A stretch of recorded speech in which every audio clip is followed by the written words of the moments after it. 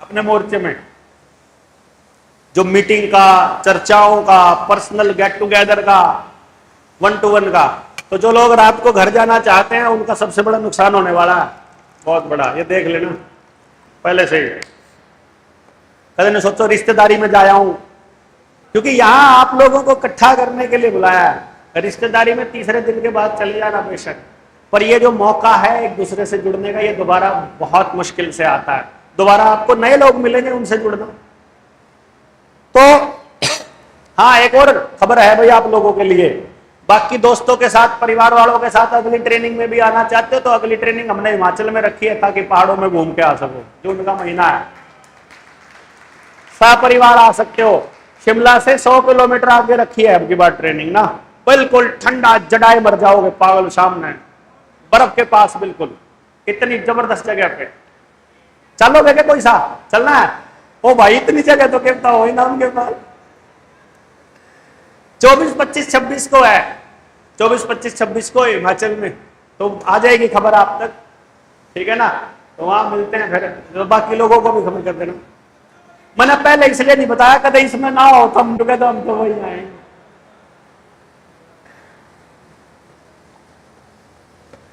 तो चलिए, आपको समाधान का हिस्सा बनना है। यहां पर किसी समस्या का समाधान कैसे होगा, इसका एक सिंपल सा नियम है। नियम यह है, एक व्यक्ति के पास कभी भी समस्या का संपूर्ण समाधान नहीं होता है। We are like the part of the puzzle. All parts together make the picture clear. मतलब हम उस समाधान का, उस पहेली का एक एक हिस्सा है। जैसे ही हम सबको सही जगह पे लगा जाए, बच्चों की नहीं आती वह पहेली से, वो उसमें कार्ड से फिट करने लगा। कोई कार्ड गलत जगह पे लगा दोगे तो उल्टा सीधा सा नजर आता है, पर हर कार्ड अपनी जगह पे रख दोगे, रखते ही पूरी तस्वीर साफ। ऐसे होता है ना? इसलिए ये जो आप काम करने जा रहे हो अब मोर्चे में, आने वाले समय में समस्या के समाधान के लिए, इसका भी एकमात्र नियम है, पहले समस्या को पूरी तरह से समझ लो। समझ गए ना? अभी तक आपको, जैसा मैंने शुरू में बोला, कि आपको लगता है कि शायद ये समस्या का कारण है, लेकिन वो नहीं है। फिर आपको लगता है शायद ये है, वो नहीं है। तो अब आपको पूरा पता चलेगा अगले 3 दिन में कि समाज में फैली कुरीतियों, हमारे एटीट्यूड, हमारे बच्चों का खराब होना, हमारे समाज का टूटना, परिवारों का टूटना, अपराधों का बढ़ना, नशे का बढ़ना, हमारी संवेदनाओं का मरना, राजनीतिक मतलब खराबी, जो नीचता जिस लेवल पे आ गया, गिरावट, हम लोगों के घरों में बीमारी, किसान की गरीबी, और मतलब तमाम तरह के रिश्तों के मतलब टूटने के जो कारण हैं, वो सारे के सारे आपको देखने पड़ेंगे एक प्लेटफॉर्म पर। कि पहले आप देखो ये वाला कारण कहां से आया, ये कारण कहां से आया, ये कारण कहां से आया। जैसे अमेरिका में 1912 में रॉकफेलर फाउंडेशन ने सारे के सारे हर्बल इंस्टीट्यूशंस खरीद लिए। हर्बल कॉलेज होते थे वहां पर, मतलब जड़ी बूटियों से इलाज करना सिखाया करते थे। रॉकफेलर फाउंडेशन ने देखा कि ये धंधा बहुत बड़ा हो सकता है, तो उसने 1912 में सारे के सारे कॉलेज खरीद लिए। 1908 में फ्लेक्सनर कमीशन बिठा दिया। देखना तेरा ध्यान से, ये कड़ियां ऐसे नहीं मिलेंगी तो आपको समझ में नहीं आएगा। 1908 में अब्राहम फ्लेक्सनर की अध्यक्षता में फ्लेक्सनर कमीशन बिठाया। उसने अपनी रिपोर्ट दी 1911 में। उसने बोला कि भाई ऐसा है कि पूरी दुनिया में अलग अलग तरीके से इलाज होता है। इलाज करने की पद्धतियां इस टाइप से हैं, कोई एक्यूपंक्चर, कोई एक्यूप्रेशर, कोई होम्योपैथी, कोई नेचुरोपैथी, कोई आयुर्वेदा, कोई रेक्की हीलिंग, कोई प्राणिक हीलिंग, कोई मर्म चिकित्सा, कोई एनर्जी से मतलब कर रहा है, कोई पानी से कर रहा है खाली, कोई धातुओं से कर रहा है, कोई सुइयों से कर रहा है, वो तो एक्यूपंक्चर हो गया। और इस तरह से अलग अलग पद्धतियों से इलाज कर रहे हैं पूरी दुनिया में। तो उन्होंने बताया कि भारत में ऐसे चल रहा है, चाइना में ऐसे करते हैं, अमेरिका में ऐसे करते हैं। तो पहले टेस्टिंग के तौर पे उन्होंने क्या किया, सबसे पहला काम किया, सारे हर्बल इंस्टीट्यूशंस खरीदे 1912 में। 11 में रिपोर्ट आई, 12 में खरीद लिए, और 1925 आते आते सारे हर्बल इंस्टीट्यूशंस को बंद करके उसकी बिल्डिंग के अंदर नए एलोपैथी के डॉक्टर्स तैयार कर दिए। वो एलोपैथी कहां से आई? वो एपीआई से बनी, यानी जो ड्रग्स हैं, जितने भी मार्केट में ड्रग आती हैं, वो सारी एपीआई से बनती हैं। एपीआई, एक्टिव फार्मास्यूटिकल इंग्रेडिएंट, वो कहां से आता है?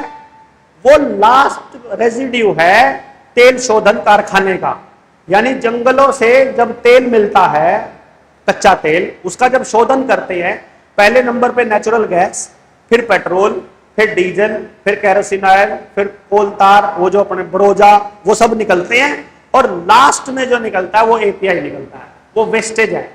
तो उसका इस्तेमाल करने के लिए उसने फर्टिलाइजर बनाया, उसने उसका इस्तेमाल करके, एपीआई का इस्तेमाल करके फर्टिलाइजर बनाया, एपीआई का इस्तेमाल करके उसने कुछ ड्रग्स बनाई जो सिंथेटिक हैं। ये ड्रग्स क्या करती हैं? बॉडी में जाके हमको नम कर देती हैं। नम करने का मतलब क्या है कि जो सेंसेशन थी, जैसे सिर में दर्द हो रखा है, सिर में दर्द किस वजह से है? वायु से है। मान लो बात बढ़ गया, वायु घुस गई दिमाग में, तो अब सही इलाज है इस वायु को निकालना, हमको ऐसी चीज खानी कि वो वायु को निकाल दे। लेकिन एलोपैथी का जो डिस्प्रिन है वो क्या करेगा? वो आपको नम कर देगा, यानी जो नर्वस सिस्टम आपके दिमाग को ये मैसेज दे रहा है कि वहां पर हवा भरी हुई है, वो उस सिस्टम को डाउन मार देगा। तो संदेश दिमाग तक नहीं पहुंचेगा, तो आपको लगेगा सिरदर्द ठीक हो गया है, जबकि सिरदर्द ठीक है नहीं हुआ था। तो ये काम है उस इंग्रेडिएंट का, उस ड्रग्स का। तो वो ड्रग्स बनाई उसने, वो ड्रग्स बना के पूरी दुनिया को उस ड्रग्स बेस्ड हेल्थ सिस्टम बनाने के लिए उसने काम करना चालू किया। और पहले 1925 में वो सारे के सारे हर्बल इंस्टीट्यूशन बंद करके उन्हीं को आगे करके प्रैक्टिकल देखा, और प्रैक्टिकल देखने के बाद पूरी दुनिया के हेल्थ सिस्टम पर कब्जा करने के लिए 1938 में वो बनाया, बोले तो WHO, वर्ल्ड हेल्थ ऑर्गेनाइजेशन, कि अब पूरी दुनिया को नरक बनाने की दिशा में हम काम करेंगे। और उसी के अंडर के, और बोला कि सारा सिलेबस यहां से तैयार होगा। अब सारी दुनिया का सिलेबस वहां से कैसे तैयार होगा? तो उसने सबसे पहले अगला काम उसने किया कि दुनिया में जहां जहां ईस्ट इंडिया कंपनी व्यापार करने के लिए गई हुई थी, वहां के राजाओं के साथ सेटिंग करके, वहां के लोगों के, क्योंकि यहां भारत में भी सब रियासतें हुआ करती थी, सब राजाओं से सेटिंग करके। हमारे यहाँ क्या होता है, जब जनता सरकार मोर्चा में, जबान पर जनता सरकार मोर्चा चल रहा है, तो पिछले 4 साल में मोर्चे ने क्या किया है, इसका लिखित इतिहास तो है नहीं। क्यों भाई? तो हमारे में से अगर कोई आदमी जिसने पूरे 4 साल की यात्रा को देखा है, बिना लिखे अगर वो गुजर जाए, चला जाए इस दुनिया से, तो जो नया व्यक्ति आएगा वो अपनी मर्जी का इतिहास लिखेगा। क्यों जी? लिखेगा कि नहीं लिखेगा? तो वो मर्जी के इतिहास लिखने चालू किए।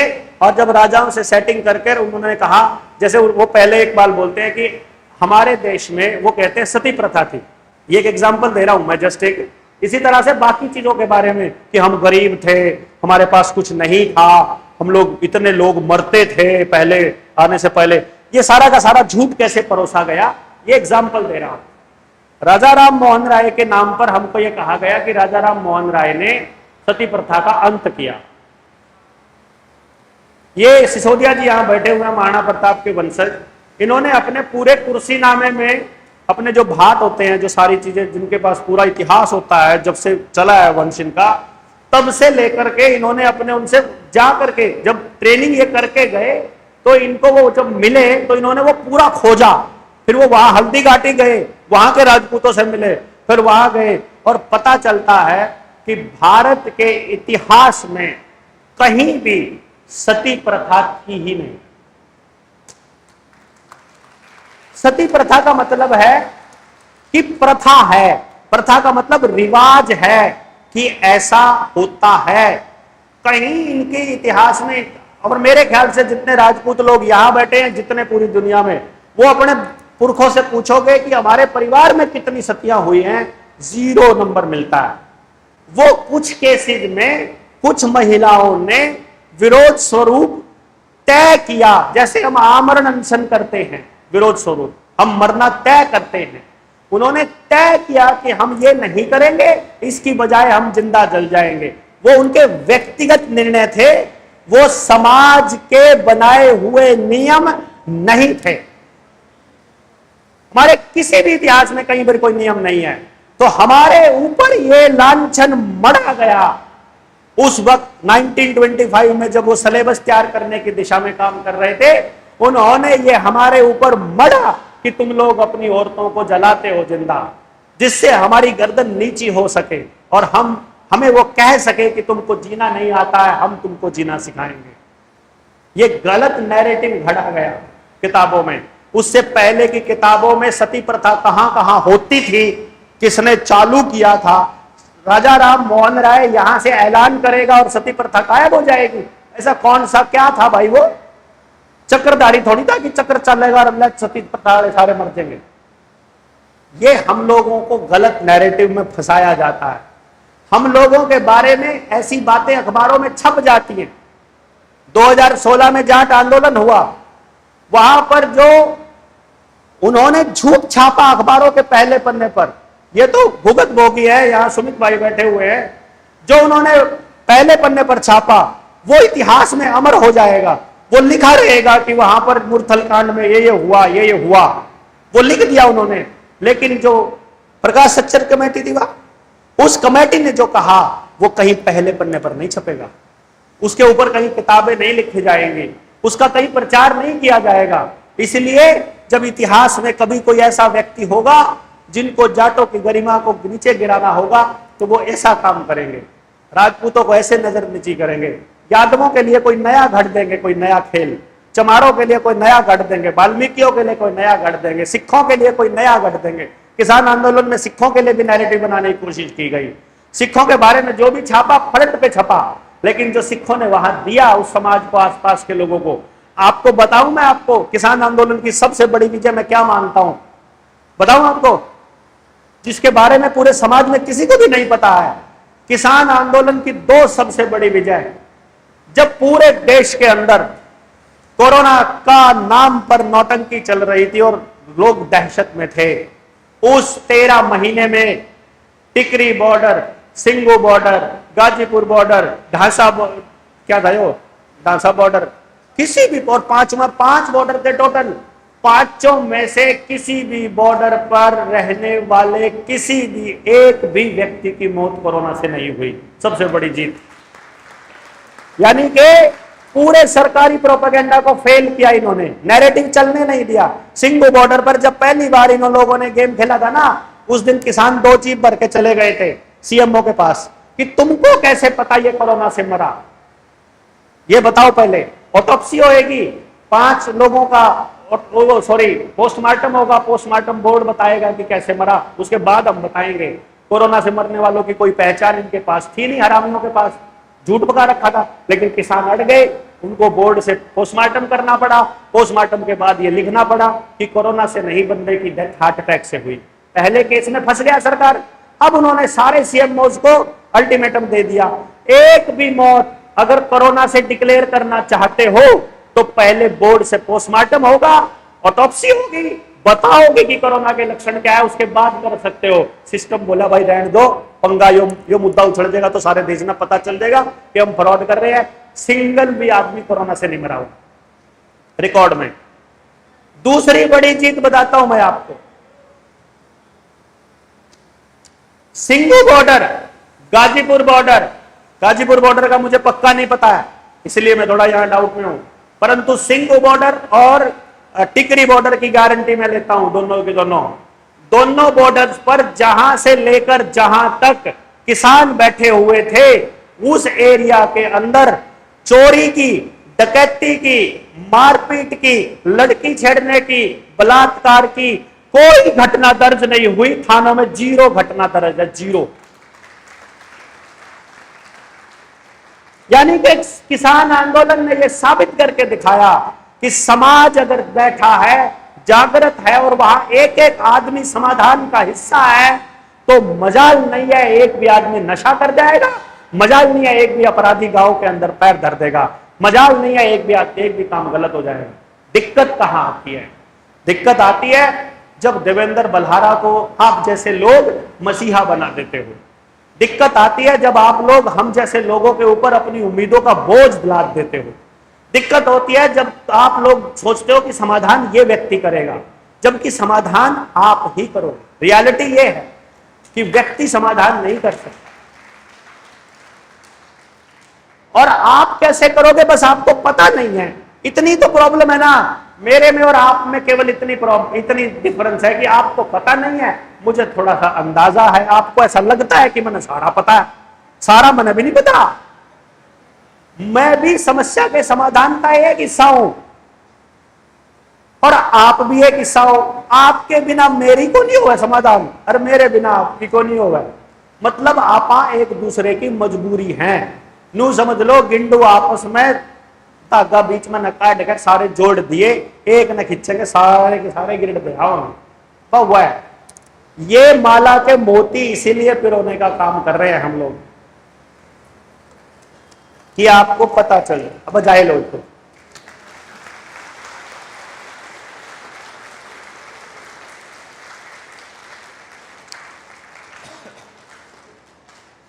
तो ये जो काम हम लोग कर रहे हैं ये इसलिए, तो पहले वह बात पूरी कर लूं जो उनसे कर रहा था। तो इन्होंने क्या किया, जो मैंने रॉकफेलर की मैं बात बता रहा था, उसने 1925 में ये किया। फिर विश्व युद्ध का दौर चल रहा था, उस वक्त भी यही बातें सामने आ रही थी। भाई न्यू मत सोचियो कि इस न्यू वर्ल्ड ऑर्डर की जो बात है वो देवेंद्र बल्हारा पहली बार कर रहा है दुनिया में, या किसी ने भी, या नरेंद्र मोदी पहली बार कर रहा है ना। न्यू वर्ल्ड ऑर्डर हर एक 50 से 100 साल बाद आता है। वो या तो किसी महामारी की आड़ में आता है, या बाढ़ की आड़ में आता है, या सूखे की आड़ में आता है, या युद्ध की आड़ में आता है, या किसी ना किसी बड़ी इमरजेंसी की आड़ में आता है। नया विश्व व्यवस्था, जो लोग इस व्यवस्था को बनाना चाहते हैं वो पहले पूरी दुनिया का माहौल ऐसा बनाते हैं कि ये खराब हो रहा है और इसको ठीक करने का तरीका ये है। समझ गए बात आप? तो ये बातें तब चल रही थी जब उस वक्त 1914 के अंदर 1914, 1915 और सभी मुल्कों से ईस्ट इंडिया कंपनी को बाहर खदेड़ने की बात चल रही है। उसी वक्त ये सारा खेल चल रहा है। तो उन्होंने कहा कि तुम लोग जो ना अशिक्षित हो, हमारा सारा पहले तो एजुकेशन उन लोगों ने हड़पा। जो इतिहास था, किताबें थी, जो एंशिएंट रिवीलिंग्स थे, जो प्राचीन हमारी चिकित्सा की पद्धतियां थी, जो हमारे सामाजिक ढांचे थे, गांव तक वो नहीं पहुंच पाए थे। इसलिए गांव का ढांचा फिर भी जबानी ही चल रहा था। वहां पर जो काम चल रहा था वो जबानी ही था। उस वक्त उन लोगों ने नई शिक्षा व्यवस्था देने के लिए एक सेंट्रल बोर्ड की स्थापना की 1935 या 1938, एग्जैक्ट मुझे साल याद नहीं, 1935 में। ध्यान से देखना, 1925 में वो कर रहे हैं WHO, 1938 में WHO बना रहे हैं। उससे पहले 35 में या 38 में यहां पर भी सेंट्रल बोर्ड बना रहे हैं। उसी वक्त वो लोग भाई 34, 54 और 45, 67, 4, 5, 6, 7 पंजाब नंबर है 45, 67 और यूपी नंबर है 34, 54। ये दोनों गाड़ियां एक बार हटाना, पानी का टैंकर आया भाई। तो उस वक्त जब पूरी दुनिया के अंदर ये हालात बने हैं, तब आप जब इतिहास में जाओगे और पूरे के पूरे डॉक्यूमेंट्स पे जाओगे तो आपको पता चलेगा कि खाली यहां पर नहीं, ऑस्ट्रेलिया में भी सेंट्रल बोर्ड उसी वक्त बन रहा है, अमेरिका में भी सेंट्रल बोर्ड उसी वक्त बन रहा है। यानी ये गतिविधियां पूरी दुनिया में एक साथ हो रही हैं। विश्व युद्ध के नाम पर सारे देशों के नेताओं को बिठा करके ऐसी संधियों पर सिग्नेचर कराए जा रहे हैं जहां से खेती को, एजुकेशन को, जहां हेल्थ को, इन सब चीजों को कंट्रोल किया जा सके। वहीं से ऐसे ऐसे कागजों के ऊपर दस्तखत कराए जा रहे हैं। उसी वक्त हम सब लोग अपनी मानसिक स्थिति को खो दें। कौन कौन? जो लोग भी उनकी बातों को सुनते हैं, तो उन्होंने सबसे पहले उस चीज को डिस्टॉर्ट किया जो हमारे लिए सबसे ज्यादा महत्वपूर्ण थी। मंदिरों में लगे हुए पीतल के घंटे, हमारे घरों में रखे हुए बर्तन, और साथ ही हमारा कपड़ा, और चौथे नंबर पर हमारा संगीत। 1938 में ही उन लोगों ने साइकोलॉजिस्ट और म्यूजिशियंस की मदद से जो नोट है, जो म्यूजिक के जो सुर हैं, सारे गामा पादा नी, इन सुरों की जो फ्रीक्वेंसी जो 432 हर्ट्ज होती थी 440 कर दी। जो संगीत वाला कोई बैठा होगा उसे पता होगा, जितने इलेक्ट्रिकल इंस्ट्रूमेंट से सबकी फ्रीक्वेंसी को 440 पे कर दिया। होता क्या है 440 और 432 में? हमारा जो दिमाग है या जो हमारा शरीर है, इसमें 70% पानी है, और पानी के ऊपर सबसे ज्यादा जो असर होता है वो मैग्नेट और साउंड का होता है। हमारे शरीर पर अगर सबसे ज्यादा असर होगा तो मैग्नेट का और आवाज का होगा। मतलब हमारे अंदर जितनी बीमारियां हैं, केवल आवाज और चुंबक के सही इस्तेमाल से, मैग्नेटिक फोर्स के सही इस्तेमाल से हमारे शरीर को ठीक कर सकते हैं। सिर्फ आवाज से, सही फ्रीक्वेंसी, यानी कि ट्यूमर के सेल्स की फ्रीक्वेंसी क्या है यदि ये पता चल जाए और उसकी एंटी फ्रीक्वेंसी उस पर मार दी जाए, तो ट्यूमर 1 महीने के अंदर गायब हो जाएगा, पूरा कैंसर गायब हो जाएगा, बॉडी के अंदर जितनी बीमारियां सब खत्म हो जाएंगी। हमारे लोगों को रिसर्च करनी आती नहीं है, हमको पता नहीं है। तो उन्होंने क्या किया, संगीत को बदल दिया। ये जो डीजे है ना, आप ध्यान से देखोगे, डीजे का असली काम हुड़दंग मचाना या गाने गाना या संगीत या ब्याह शादी नहीं है। जितने ये इंस्ट्रूमेंट्स लाए हैं बड़े बड़े इलेक्ट्रिकल के, और जो ये कीबोर्ड लाए हैं, ये असल में आपके दिमाग की जो संरचना है उसको डिस्टॉर्ट करने के लिए है, उसको डिस्टर्ब करने के लिए है, ताकि ये व्यक्ति सही से सोच ना पाए, ताकि ये व्यक्ति ठीक से एक्ट ना कर पाए, सही और गलत का निर्णय ना ले पाए। इसके लिए इन लोगों ने ये संगीत वाला गेम खेला। तो उधर से आपके भोजन पर अटैक हो रहा है, उधर से आपके स्वास्थ्य पर हो रहा है, उधर से साउंड पे हो रहा है, इधर से घर के बर्तनों पे हो रहा है, इधर से आपके सामाजिक माहौल पे हो रहा है, चारों सारी चीजों पे अटैक चल रहा है। समझ रहे हैं? ये पैरेलल चलता है। हम सब लोग एक समस्या के समाधान के लिए पागल हुए नारे लगा सड़कों पे उतरे रहते हैं, कभी राजनीति करने चल पड़ते हैं, कभी किसी मुद्दे पर निकलता, कभी किसी मुद्दे पर। हम पूरी बात को समझ ही नहीं रहे, हम देख ही नहीं रहे। तो उस दौरान फिर इन लोगों ने ये काम किया कि इन लोगों को सेंट्रल बोर्ड दे के हमारे वाला एजुकेशन सिस्टम दे दो, साथ के साथ क्योंकि लड़ना पड़ेगा तो इन लोगों को मरवाने के लिए इनके लोग चाहिए। द्वितीय विश्व युद्ध में तो भारत गया था ना इंग्लैंड की तरफ से मरने के लिए, भारत के लोगों को बुला लिया। अब वो कहने लगे कि तुम्हारे देश के अंदर जो है वो सैनिक तो तुम्हारे गए हुए हैं, भूखे मर रहे हैं, तो अनाज दे दो। किसानों ने अपना 2-2 साल का स्टोर किया हुआ अनाज सेना को दे दिया सारा। जैसे अभी आजकल एक आदमी सोना मांग रहा है ना कि घरों का सोना दे दो, पैसे ले लो, मंदिरों का सोना दे के पैसे ले लो, उस वक्त वो अनाज मांगा था उन्होंने। तो किसानों ने सारा अनाज सेना के नाम पर इंग्लैंड भेज दिया, अनाज लोगों का खाली हो गया, स्टोर रखने की पद्धति थी ही नहीं, देश भूखा मरने लगा। तो कहने लगे, तो अखबार में छप गया कि अनाज की कमी पड़ गई। भारत में कभी अनाज की कमी पड़ी ही नहीं थी, क्योंकि भारत अपने जितनी जरूरत है उससे 10-20 गुना ज्यादा ही उत्पादन हमेशा करता आया है। 2-2 साल का सोच के देखो, हमारे गांव में वो परंपरा तो हमने भी देखी है कि सबका 1-1 साल का अनाज देने के बाद हमारे पास भी फालतू बच गया।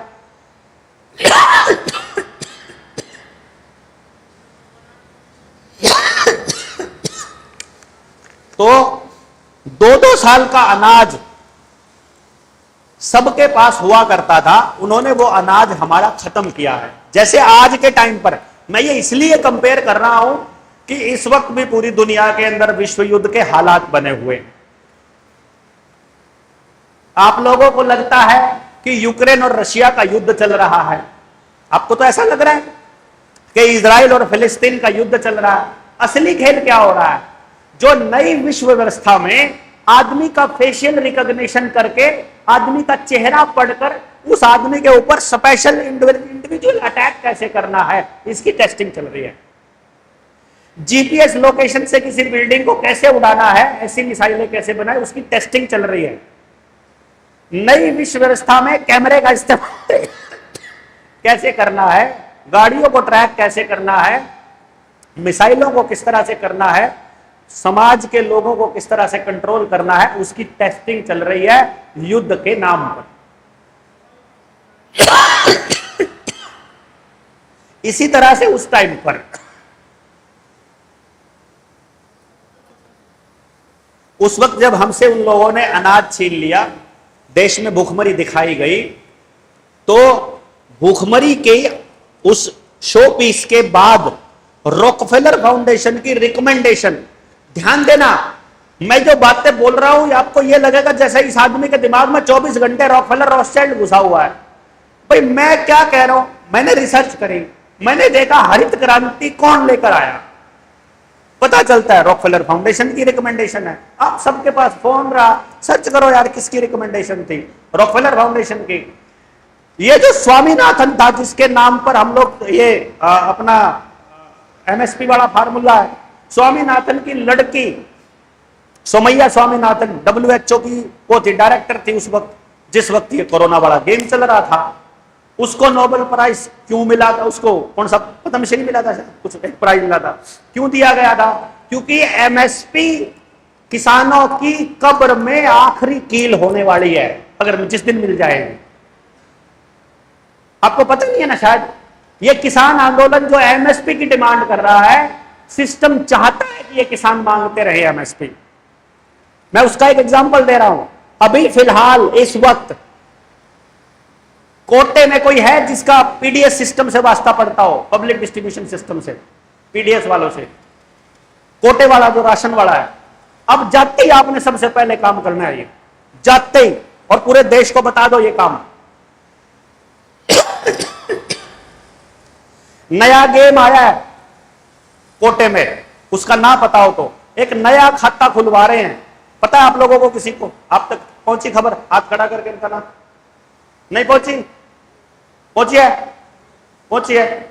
इन तक पहुंच गई, उन तक नहीं पहुंची। इसका मतलब आने वाले टाइम में आप तक पहुंच जाएगी। अब मैं पहले बता रहा हूं, यह बात मैंने 3 साल पहले बोली हुई है। क्या तैयारी यह चल रही है कि जैसे आपकी सब्सिडी सीधी खाते में जा रही है, वैसे ही आपकी जो सुविधा है, तेल, दाल, राशन, चावल, अनाज, वो सारा का सारा अब आपको राशन कोटे से नहीं मिलेगा, बल्कि आपको उसके पैसे मिलेंगे और वो पैसे आप दुकान से जाकर के खरीद पाओगे। लेकिन असली खेल क्या है? वो पैसे नहीं दे रहे हैं, वो एक नया खाता खोल रहे हैं। जो खाता जन धन योजना के तहत खुला था, उस खाते का इस्तेमाल नहीं हो रहा है। एक नया खाता खुल रहा है सेंट्रल बैंक डिजिटल करेंसी के तहत, जो डायरेक्ट रॉथस्चाइल्ड के अंडर में है। सीबीडीसी कहने को वो आरबीआई के अंडर है। सीबीडीसी का एक खाता खुल रहा है। यही खाता बिना खाता खुले, ये वाली सुविधा आज से 3 साल पहले नंबरदारों को दी थी। नंबरदारों के मोबाइल पे एक टेक्स्ट मैसेज आया था, वो मैसेज लेके वो एक बताई गई दुकान पर गए थे। उस दुकान से जाकर 9,000 रुपए की कीमत का एक फोन मिला था। कोई है यहां नंबरदार जिसको फोन मिला हो? पता हो जिसको? पता है वो मिला था ना? पता होगा सरपंच साहब, मिला था। और जिनको पता है इसलिए बता रहा हूं कि यहां बैठे हैं वो लोग जिनको मालूम है। बेटी को मिला था, हाँ, नंबरदार थी वो।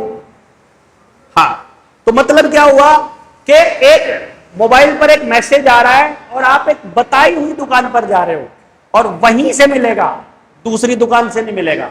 वहां जाकर सिर्फ अपने मैसेज दिखाना है, वो उसको क्लिक करेगा, उसको क्लिक करते ही आपको मोबाइल मिल जाएगा। आपको लगेगा उस मैसेज की कीमत 9,000 रुपए है कि नहीं? फिर क्योंकि वही फोन आप अपनी जेब से निकाल कर देते हो तो 9,000 रुपए लगते हैं। वही फोन उस डिजिट में आ गया तो आपको लग रहा है कि इस डिजिट की कीमत और उस 9,000 रुपए की कीमत बराबर है। इसी तरीके से अभी उन कोटे में राशन लेने वाले लोगों को बोल रहे हैं, 85% लोगों को राशन देने के पीछे 2 बड़े षड्यंत्र हैं। पहला षड्यंत्र यह है कि एफसीआई के पास लगभग 200 मिलियन टन का अनाज होता था हर साल स्टोर, कि 2 साल भी युद्ध हो जाए, 2 साल भी महामारी आ जाए, 2 साल सूखा पड़ जाए, 2 साल बाढ़ आ जाए तो देश में अनाज की कमी कभी नहीं होगी। तो 80% लोगों को अनाज खाम खाई बांट के बटा हुआ दिखा के कि गोदाम से आ गया है, जो इंडिपेंडेंट गोदाम की जो कैपेसिटी थी उसको खाली कर दिया गया है। और अब जो नए गोदामों को अलॉटमेंट हुई है, 13-14 कंपनियों को अब ठेका मिला है, सारी की सारी कंपनी अडानी की है। यानी अब सारा अनाज इंडिपेंडेंट गोदामों में नहीं है, अब सारा गोदाम अडानी के पास है। इधर से बारिश के ऊपर बिल गेट्स ने राइट्स ले लिया है। इंडिया में बारिश कौन करवा सकता है, इसके अधिकार बिल गेट्स ले चुका है। आर्टिफिशियल रेन का जो ड्रामा चला था ना, इसके ऊपर। यानी बारिश होगी कि नहीं होगी, कहां होगी, कितनी होगी, ये बिल गेट्स तय करेगा। समझ रहे हो? यहां से किसानों के फ्यूचर आपको दिखाई नहीं दे रहा है तो भैया मेरी गलती नहीं है। अब कोटे वाले लोगों को कहा जा रहा है कि नया खाता खुलवाओ, उसमें पैसा आएगा। ऐसी ऐसी आसपास की 10-20 दुकानें हैं, किसी पे भी वो मैसेज दिखाओ और आप राशन वहां से ले लो। अब बंदा सोचेगा यार राशन मिल ही रहा है, दुकान पे तो मिलने लग रहा है अब गेहूं, आटा, चावल, तो क्या दिक्कत है। तो लोग सीबीडीसी के अंदर घुस जाएंगे। उस सीबीडीसी के अंदर सिर्फ स्कोर आता है, उसमें ई रुपया आता है, ई रुपया। रुपया का नाम बदलकर भारत की करेंसी केवल भारतीय रुपया है, अब उसको बदल के ई रुपया कर रहे हैं, जिसका नाम क्रेडिट स्कोर है। बाद में इसका नाम सोशल क्रेडिट स्कोर करने वाले हैं।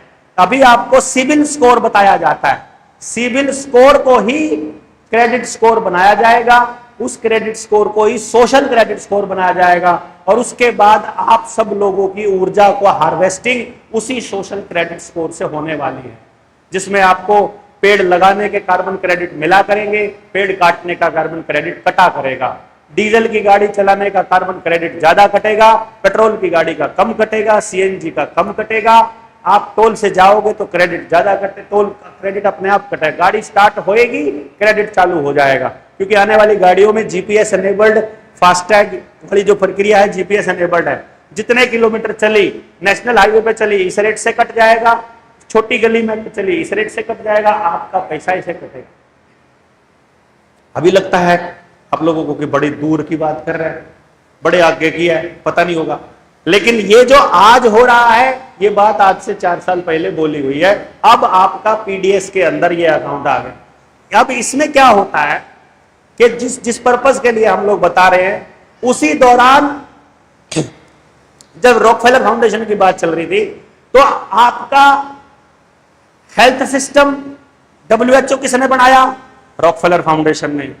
तो जो एमबीबीएस पढ़ने वाले बच्चे सिलेबस किसका पढ़ते हैं? जो वो कर रहा है। हरित क्रांति किसकी? रॉकफेलर फाउंडेशन की। अच्छा भाई, साउंड के ऊपर कंट्रोल किसका? रॉकफेलर फाउंडेशन का। हथियारों के ऊपर कंट्रोल किसका? पूरी दुनिया में हथियारों की तस्करी करने का काम, बनाने का काम, बेचने का काम रॉकफेलर फाउंडेशन करता है।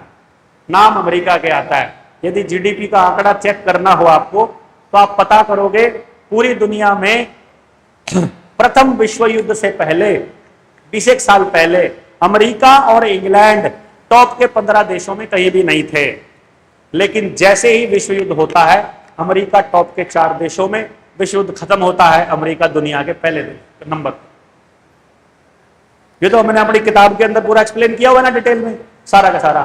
तो कहने का मतलब क्या हुआ कि अब उन्होंने हमारे दिमाग क्या सोचेगा इस बात की टेस्टिंग, इस बात का कंट्रोल चालू कर दिया। अब इस पूरे खेल को समझने के लिए आपके पास कितनी समझ है, कितना बड़ा खेल है, ये मतलब कितना टाइम आप इस पे दे पाएंगे, खुद कितनी रिसर्च कर पाएंगे, ये देखने वाली बात है। अभी फिलहाल जो आपको करना है, ये मैंने आपको आउटलाइन दी है, इसको लाइन को पूरा करेंगे हम कि ये लाइनें कहाँ से चली, कहाँ खत्म होंगी, कब, कैसे इससे निजात पाई जाएगी, इससे छुटकारा कैसे पाया जाएगा, उससे पहले इसको समझ लेते हैं हम। आपको अभी जो सबसे पहला काम करना है वो ये है कि आपके पास कोई भी सवाल है अगर, तो वो नोट करके रखिएगा, अपने STL में से किसी को भी दे दीजिएगा, और जो अपने साथी हैं वो यहाँ जो भी बैठा होगा उनको पकड़ाते रहना, वो इकट्ठा करते रहेंगे। सवाल छोटी पर्ची पर नहीं लिखना, बड़ी पर्ची पर लिखना है। बड़े मतलब आधा पन्ना तो कम, यार संभालने बड़े मुश्किल हो जाते हैं, पूरे पन्ने पे होगा तो बहुत बढ़िया होगा। दूसरा, इस 3 दिन में हम सब लोग मिलकर के इस पूरी व्यवस्था को चलाएंगे। हम सारों की ही पर जिम्मेदारी है। अभी फिलहाल जो है मुझे इशारा हुआ है कि आप सब लोग बहुत दूर दूर से भी कुछ लोग आए हैं चल के, तो आपको पहले खाना खिला देते हैं। खाना खिलाने के बाद फिर हम देखेंगे कि कितनी देर और बैठ सकते हो, कितना और झेल सकते हो, कितना और सुन सकते हो। इस ट्रेनिंग को इतना ऐतिहासिक बनाने के लिए आप सबका मैं अग्रिम धन्यवाद कर रहा हूं। एक बार जोर से अपनी उपस्थिति दर्ज करा देंगे। भारत के हुंकार है, भारत के हुंकार है। एक बार वो दहाड़ सीख लो, अगर आपको नहीं आती है तो। 2 बार बोलने के बाद, जब जय हिंद के बाद जब हम 1 लाख लोग इस दहाड़ को दोहराएंगे तो कैसा होगा। एक बार तो अपना पूरा जोर लगा के बोल के दिखाइए, भारत के हुंकार है। ये इस तरह की आवाज जब एक साथ आएगी, और उसके बाद जब हम आखिर में जब हम करेंगे तो सामने वाले को जिस तरह से बोलते हैं ना, ओए, मतलब अंदर से आना। मेरा गला बैठा हुआ बैठ जाएगा, नहीं तो ज्यादा जोर लगाऊंगा तो।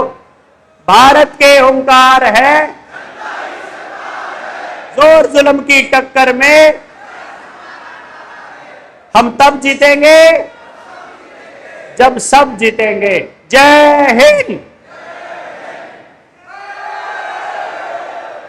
अब आप भोजन कर लीजिए।